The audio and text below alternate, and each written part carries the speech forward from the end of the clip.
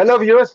Today we have Dr. Nilratan Shende, who is into environment. In fact, in these days of environmental destruction in the name of progress and infrastructure development, it's very heartening to note that people like Dr. Shende have been using greenery, has been using nature for nation's progress. Dr. Shende, welcome to the chat, and we're very happy to know that you have been doing a great project. Before we start, Dr. Shende, I am also kind of an environmental lover. I have a platform called Nat Connect Foundation, through which you have been trying to focus on preserving the nature, biodiversity of Mumbai, MMR in particular, about the hills or mangroves or wetlands, which have been under constant attack. So let's discuss, how we can, work together, both the platforms, yours and mine. So let's start talking. Dr. Shende, uh, tell us briefly, your viewers, about your background and how you started this and what were you doing before Uh, this venture. right. So I basically hail from Bandara district, which is eastern part of Maharashtra, and Yeah. for my graduation, after my graduation, I came to TISS to pursue my masters in social work, and thereafter, after a year or two of work experience with World Bank and MMRDA, I joined the academic program, PhD academic program with IIT Bombay on poverty, Okay. hunger, and starvation deaths.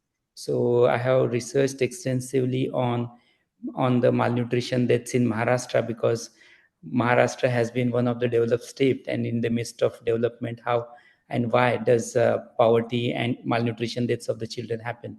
That Yeah. was my academic research. And after my academic research, I have been in the field of development for about 23 years now.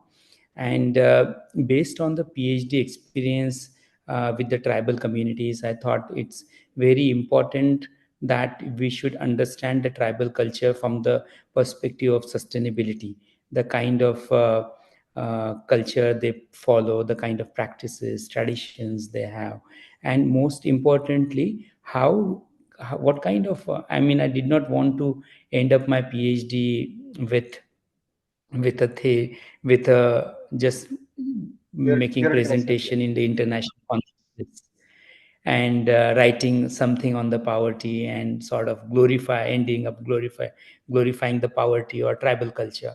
So I was really mindful that I should not get into this trap of critiquing the government, then also just glorifying the poverty and tribal culture. So PhD I essentially saw as an opportunity to make a difference in the life of the people. The kind of What was rich the exposure I had with the tribal. what was the subject? What was the subject of your PhD?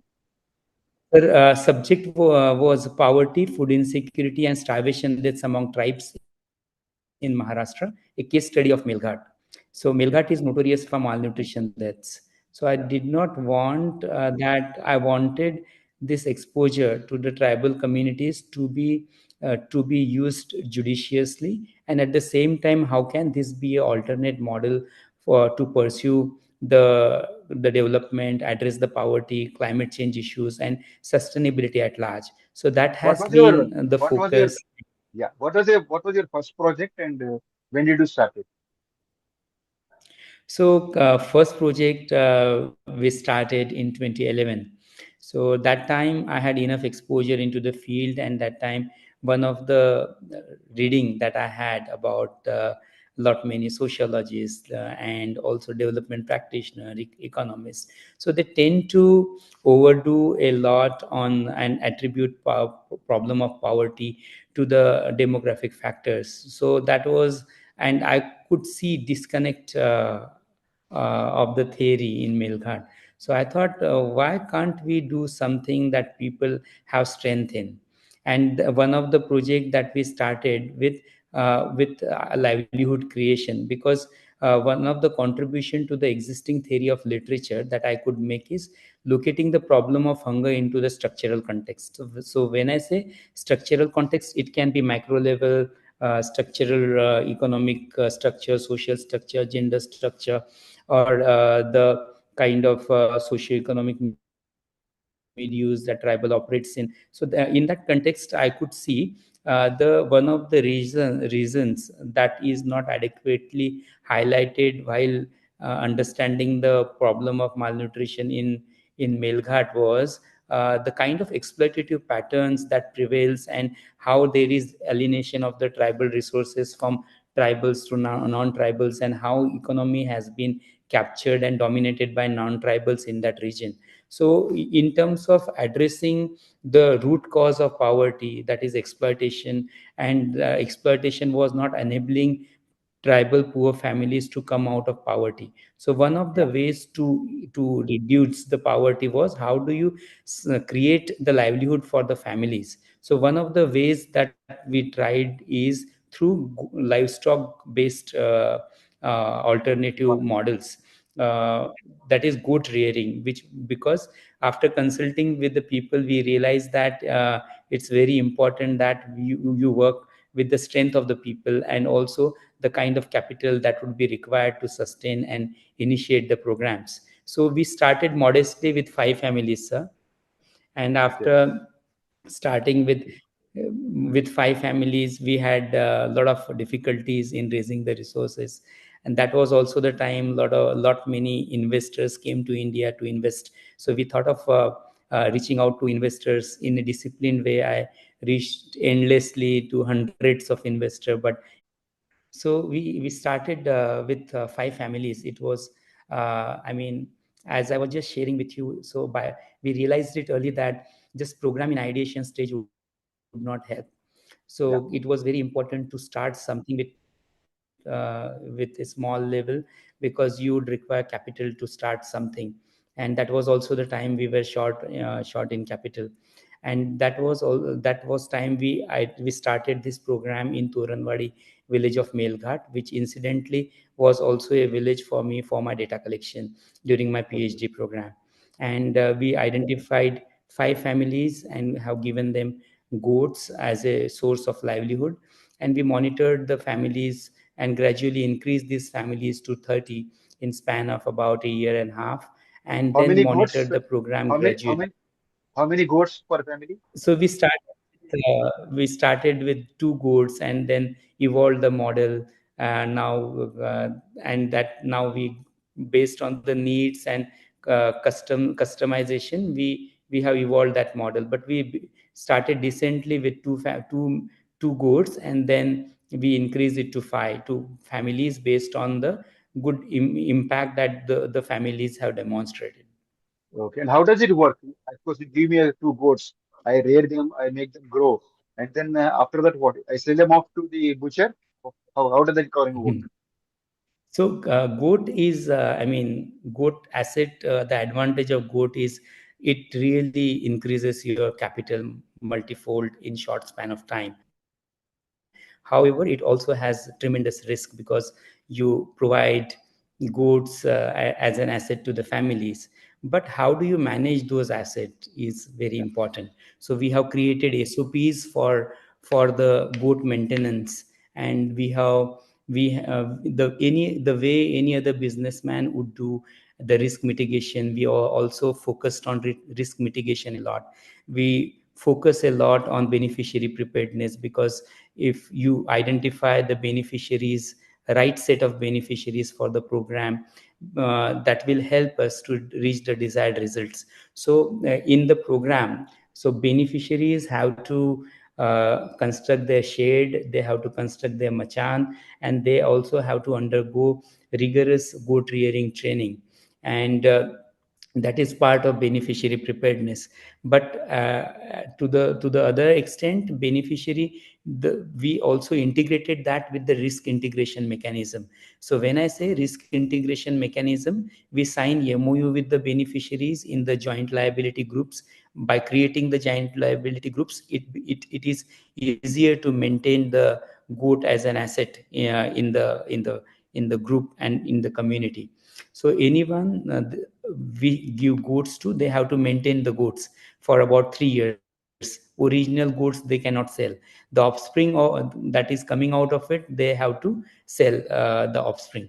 The other interesting thing that we have realized quickly, was there is mortality of the goats that has to be addressed. So we integrated that with the insurance component. So all the goods that we provide to the families are insured through the insurance companies. So that gives a lot of transparency. We work very closely with the inline departments at the block level and the village level. And So how does the very goat interesting. economy work? How does the goat economy work? Suppose you give me two goats, and in within the 3 years time, how many goats offspring? How many calves will come out of these goat families? And how does the economy work basically? So one of the success of Eagle lies in the way we have successfully managed to demonstrate the unit good of economics to the beneficiary families. So when we start with a, let's say, unit of about two to the families, and in span of about 4 years, that becomes about 38 to 40 goats. So that is Okay. how, I mean, we make them understand, if you focus on the goat and their sustenance in 3 years to 3.5 years span, you will be able to have asset of about 3 lakh rupees with you. For the Yes. families which are marginalized, which are below poverty line, which are ultra poor, creating that sum and making them lakpati in span of about 2.5 years to 4 year 3 years is a significant contribution to the families at their domestic level, at the household level. So this yours is the original Lakpati program, like you can say, or the tribal Lakpati program. Though you didn't brand it that way politically, but I think you started it that way. Great. Okay. What is the full form? EAGL, EAGL. What does it stand for? So, uh, Eagle name has evolved out of my daughter's name. So her name Okay. is Ishin, and we strongly believe that agriculture is the backbone and foundation when we start with the rural economies. So Eagle Ishin Agro Livestock is the name acronym of it, but we try to promote Eagle only, keeping in mind the way eagle is known for its hunting Yeah. potential. So we are here in the villages, in the remote localities to hunt the poverty. So we try to relate with eagle and its precision in hunting the poverty and its You said, aim. yeah, you said in the beginning, your investors did not come forward because they wanted to see what's in it, and you came out with the pilot project. After your success, has money started pouring in? Yes, I mean, we had a really troubled time. We had to be extremely patient with the outcome, because social programs are really they do not yield impact quickly, because they are time bound, and social processes takes a lot of time. So Right. we did not lose the faith and patience in the beneficiaries and our own processes. We kept listening, we kept listening to the people, because they are our end users. And Yeah. by listening to our clients, by evolving continuously our program and our initiatives, we sort of refined our good based income generation program to the great extent that now it is one of the best programs in the country. And for its innovative nature, your stories has also captured us as one of 8 organization of India which Yes. is promoting tribal entrepreneurship innovatively. So that credit goes to the way we have reflected very hard on our program, on our prototype, and the needs of the beneficiary, the risk that comes through it, and most importantly, how this goat rearing can be a effective model. We had evidence based change patterns, and after completing the program, we demonstrated it to the donors. So initially it was very difficult to come by, but we did not lose our hope and heart. So we kept pitching to the donors. And when you have good thoughts in your mind in the interest of the community, nature also helps you. And in 16 and 2017 we had a major breakthrough when Masgardok shipbuilders invested a significant amount of sum for supporting 200 families, and that Okay. was the turning point for us. 5 years we had been very patient in terms of impact and in terms of being optimistic, and then after that from Masgardok shipbuilders limited, after raising substantial fund of around 1 crore and 30 lakhs, and thereafter there was a story on us once more done by your stories, and that reached to the realm of the bureaucracy, and then we enhanced it tenfold, scaled it up tenfold to about 1500 families. And that from that point onwards we focus and created the organization which is impact driven, governance driven, and impact focused. So the reliance on these three factors have helped us not only raise the funds sufficiently and adequately, but also give hope and confidence to the donor that we are one of the best in the discipline in the sector, which is making meaningful impact on the people at the grassroots level. You started with 5 families, you said. Now, how many families do you cover now as of today? So we started, as you're right, we started with 5 families, and in span of about close to 9 to 10 years we touched over 350,000 families through our Okay. diversified interventions. And we managed to scale our programs to 6 states of India. And so in Maharashtra, West Bengal, Tamil Nadu, Andhra Pradesh, and also we are working in Odisha and Noida, Haryana.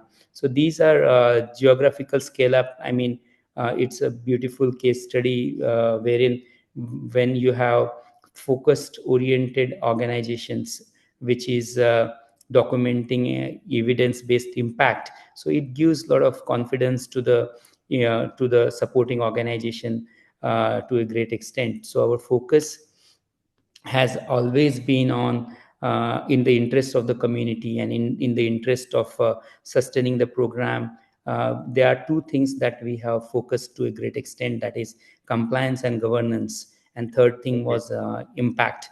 So these three things have helped us significantly to learn, imbibe, and then scale up. So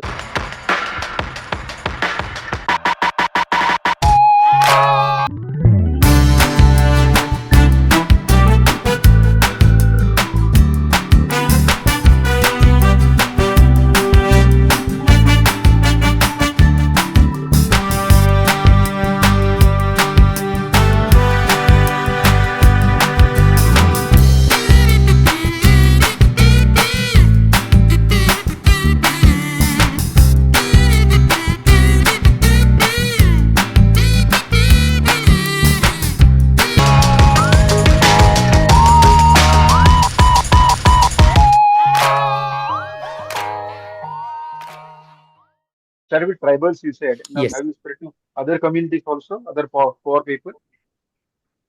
Yes, we started with our Korku community in Melghat. Then we specialized with the primitive tribal communities of Katkaris. Then we gradually diversified our programs to the migrant laborers. The people at the bottom of the pyramid has always been our focus area, because we don't believe in exclusion. We strongly believe in social inclusion, and there is realization at the board level that if we have to focus on the poverty and ultra poors, we have to be inclusive in nature, not exclusive in nature. So we So work beyond with livestock, the beyond economically marginalized. yeah, beyond livestock, are you getting into plantation and other methods of agriculture also, rural economy? Uh, Yes, sir. This question is very important because somewhere we had to start, and we started with goat rearing, but we kept our eyes on what are the other needs of the community and other ultra poor communities at large. So that kind of introspection consistently had helped us and made us realize that if you are just focusing on goat rearing, you are limiting your options to work and also give hope and aspiration to the people. So by keeping that in mind, we thought, and we then sort of gradually diversified our initiatives with environment sustainability. then in the area of education, in the area of healthcare, and in disaster relief was one of the initiative.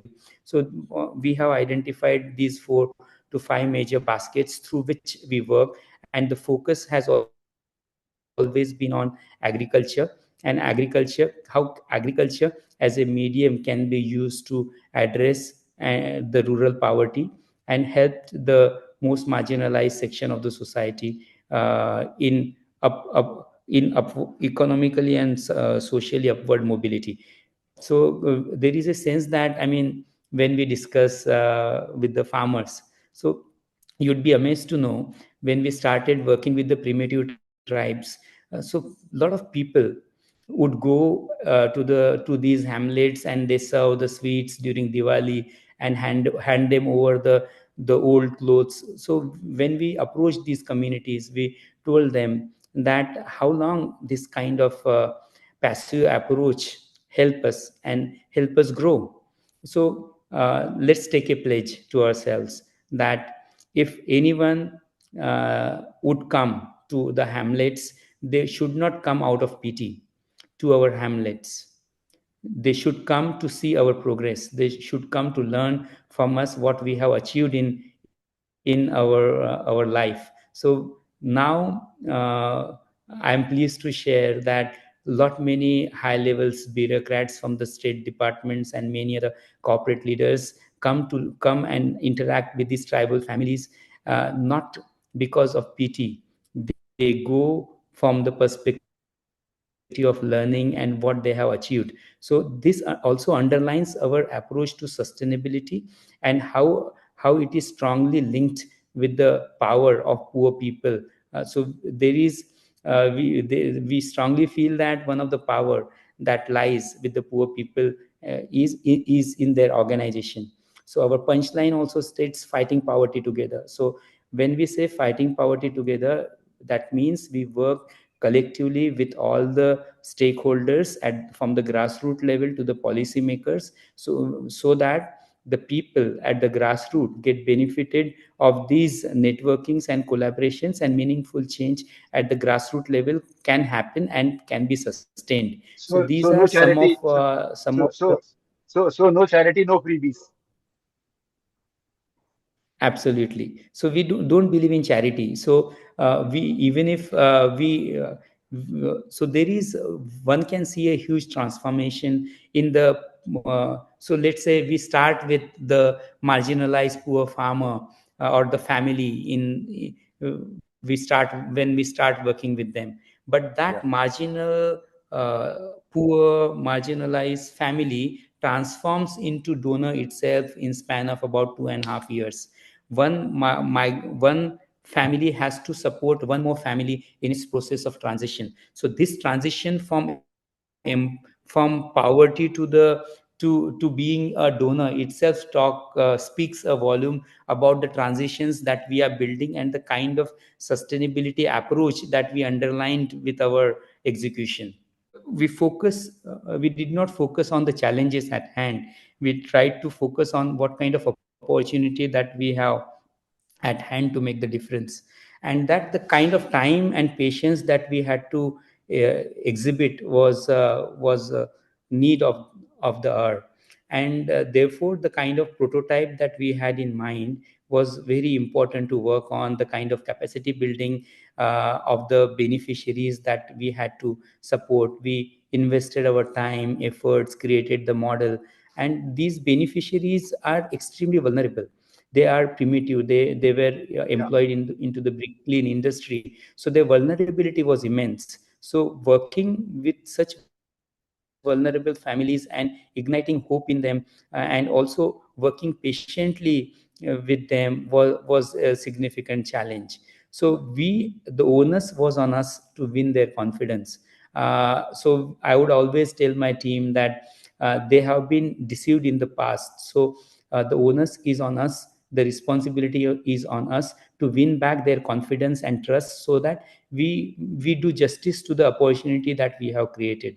Lot many people have also discouraged us for working with the communities. They would say government has been investing on them for last 75 years.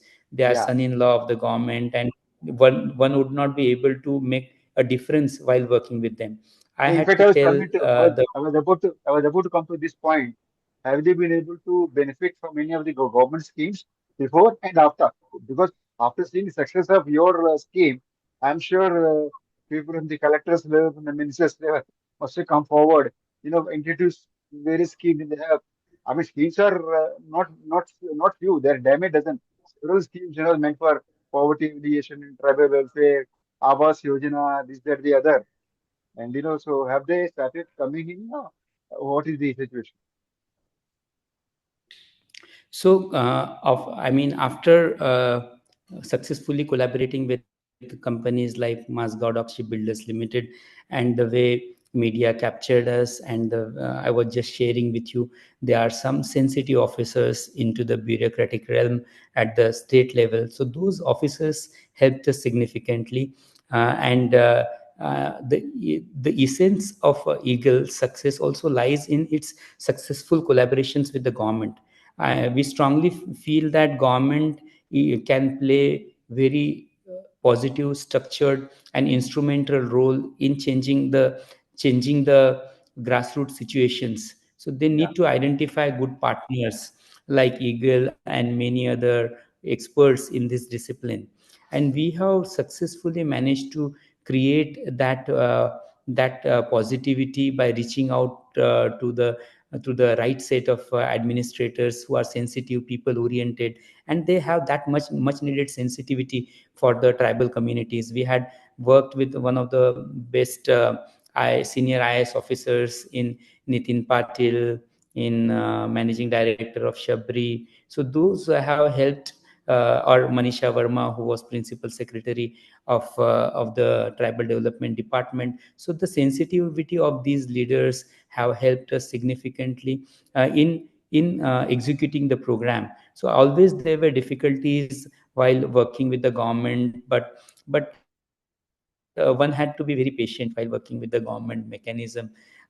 We demonstrated and exercise a good amount of patience while working with the government machineries, and patience has always been the key for us in forging the partnership. Impatience doesn't yield anything. So True, true. we had exercised measured patience, and that helped in serving the society. So we And what is your while team like? What is your team like in the beginning, and what is the team strength now? Because you keep on saying we. You never said I.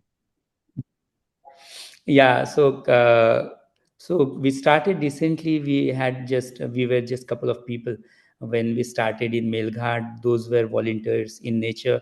From the village itself, we had one committed guy by the name Anil Dhurve, in whose village I stayed during my research at the malnutrition, and whose knowledge I have mined significantly in nurturing these programs. We started recently with two, and now we are a team of about 70 odd people, which is working relentlessly at the ground. And we are fortunate enough to identify these committed and passionate set of people who also think like you, and they are taking a lot of responsibility in executing the programs at the ground, documenting the change, and documenting the hope and passion that they have. So that helped us, because uh, organization. So we also had a learning, why do organization fail. Yes. So from that perspective we realized that when do organization fail, when there is a reliance on one single individual, Yeah. organization fails, because then the issue becomes secondary and person become primary. So we were very mindful that issue becomes remains prominent, not the person behind Not it. the person. So Yeah. therefore we created the organization which is process driven, system driven, and not person centric in nature. So that again brings me back to importance of governance, importance of compliances, importance of the impact for the growth of any organization, for that matter.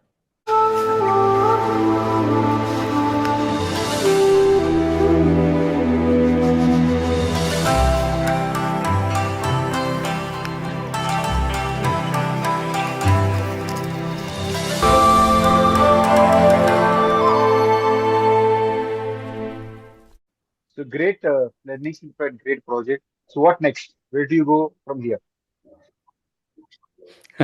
So we started I mean, in this span of about few years, we have managed to create a very good strong foundation with regards to the programs, and managed to rope in about 15 to 16 very credible CSR partners, state government, and partnership with the central government with PVTGs. But having said that, our next ambitious target is how do we plant about 1 million or 10 million trees in next 5 years, and how do we integrate that with the technology? How do you amplify technology to create a robust kind of a system which will not only help the cause of environment conservation, but also to the livelihood generation at large. But at the same time, when you plant and create these plantation, there are a lot many advantages around it. So focus of eagle is going to be on serving at least 2 lakh beneficiaries or farmers in rest of India in next 5 years by integrating technology. I am pleased to share that the kind of work that we are doing in the environment sustainability space has been recognized as one of the potential global model for fighting climate change Wow. and poverty and food insecurity. So that has given us a lot of hope. Hope in the sense that when you worked at the grassroots level, and uh, and those efforts were recognized at the national media and internationally by the organizations which have been really doing voluminous work. So that shows that we are in right we are on the right path, and we are in right space. We believe that fighting climate change is everyone's responsibility. People are conscious about their responsibilities, Yeah, but they are not really able to figure out how can they work on environment conservation, how what would be yeah. their role in fighting the climate change at large. So I'm happy to share with you that we have evolved a model which is a beautiful model, which we call it public private community partnership, wherein the role of the corporates is defined, role of the civil society organization is defined, role of the community is defined, and this collective model helped us to fight the climate change successfully. Because once we create good and that contributes to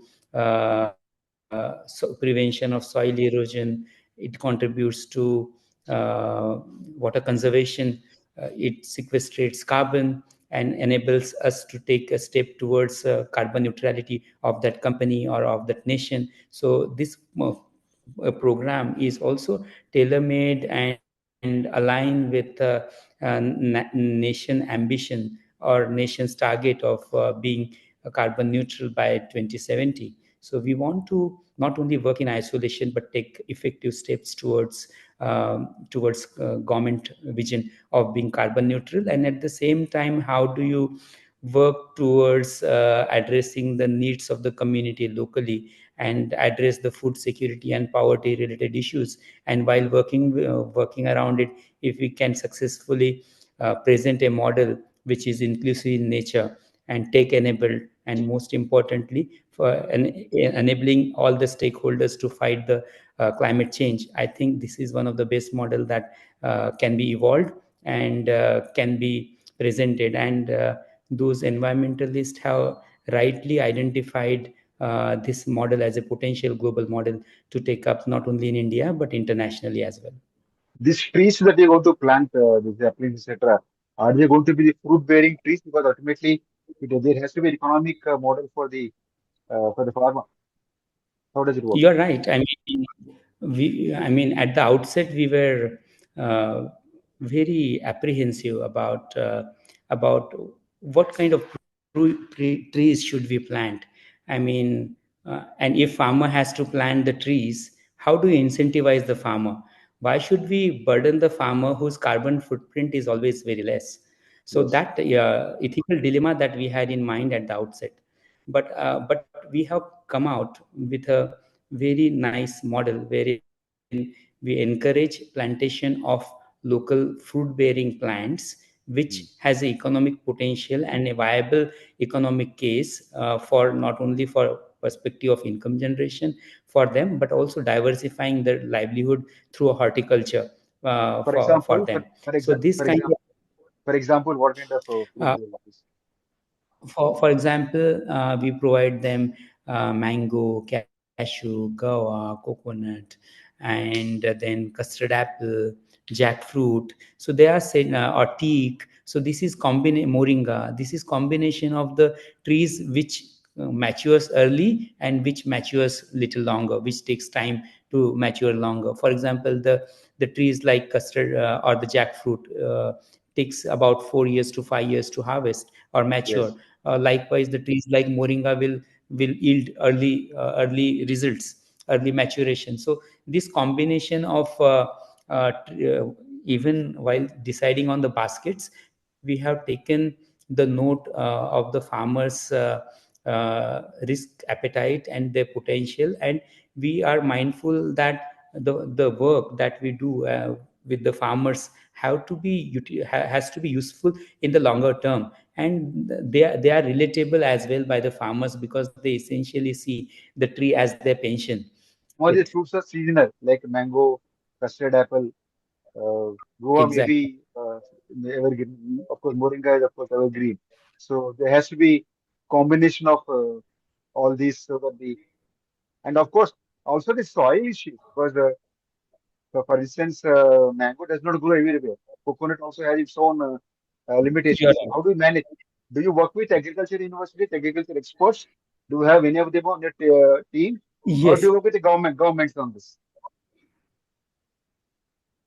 So there are two ways to look at the things. One is, of course, we work very closely with the government, and yeah, whenever we undertake the program, soil testing and pH, I mean, they are some of the measures that we usually evaluate. But having said that, we try to keep it simple.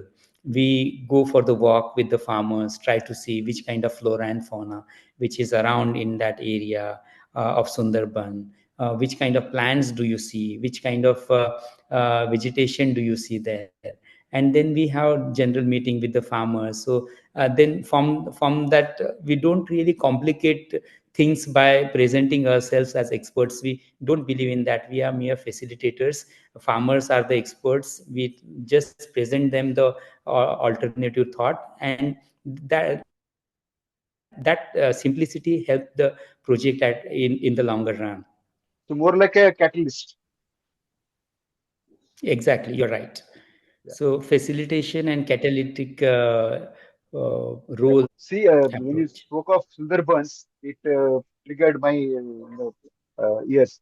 It's kind of bells in my ears. Bells in my ears. Mangroves, because that is the one field in which we are trying to Yes. focus on conserving the mangroves around. Have you looked at this aspect also, mangrove-based economy? Yeah, mangroves. I mean, sustaining mangroves, nurturing them is very difficult.